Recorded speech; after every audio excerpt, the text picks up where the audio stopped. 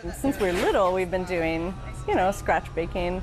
Our grandma and our mom both did a lot of baking and cooking, so cooking really is a big family thing for us. Professionally, we started baking and working in restaurants when we moved to Eugene, which was in '92, and then pretty soon after that we decided that we could do our own business and have a go at it. We started doing mostly wedding cakes, and we sold to some restaurants, and there were other people who knew about us. It was a converted garage that we made into a bakery. 1999 is when we started with the retail part of it.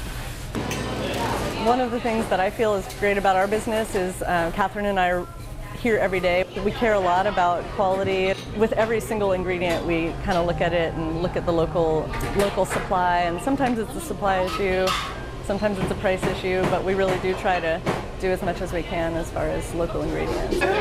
This is it. Sweet life. We just feel really grateful to Eugene. It's been a great town for us.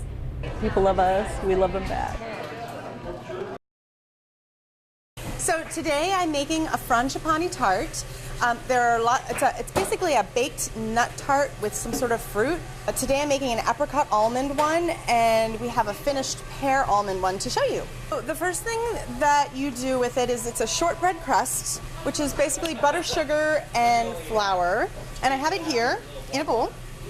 You want to make sure it's very cold. If it's not cold, it'll kind of turn into a big mushy mess. With a pie crust, you mix it so it's pea-sized little flakes, little pieces of butter, so that you get a really flaky crust. With the shortbread, it's all mixed together, so it's just more of it's a short crust, so it's really buttery and crumbly.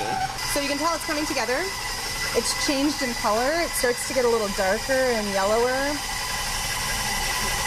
And when it starts clumping, that's when you want to stop it. And there it is. Okay, so you're just going to roll it out. You can actually, if you don't have a rolling pin or you're not comfortable with that, you can actually press it into a tart tin, but I think rolling's a heck of a lot easier. And you want to get it just a tiny bit bigger than your tart tin. So the easiest way to get it in is to fold it into quarters, and then you put it in, and then you unfold it. And then you just want to push your edges in so that they're right up against the bottom, nice and tight. So you put this in for 350, maybe about 20 minutes, 20 or 30 minutes, depending on how hot your oven is. It should just come out nice and golden brown. You definitely want it to have that nice golden color. You don't want it to be pale because it'll be too soft. So you want to get it nice and crunchy. And once that butter starts browning, it gets a really nice flavor to it as well. So that's the crust. So we've got 4 ounces of salted butter. Now this time this is at room temperature, so really nice and soft. We got half a cup of sugar. And then we have nuts. So you start with 1 cup. They don't have to be toasted.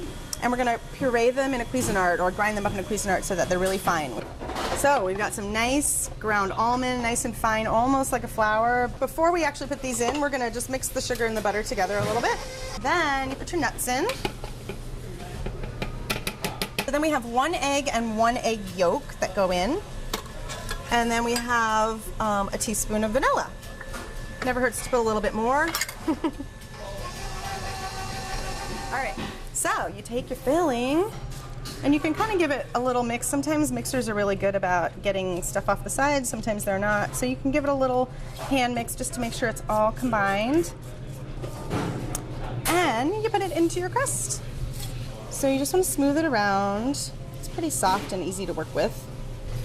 The best thing about this tart, it's kind of a great fall dessert, but it's really great for seasonal fruits. So it's wonderful with pears or apples or cranberries or cherries in the spring. Today we're doing apricots. You can actually use canned or frozen or fresh.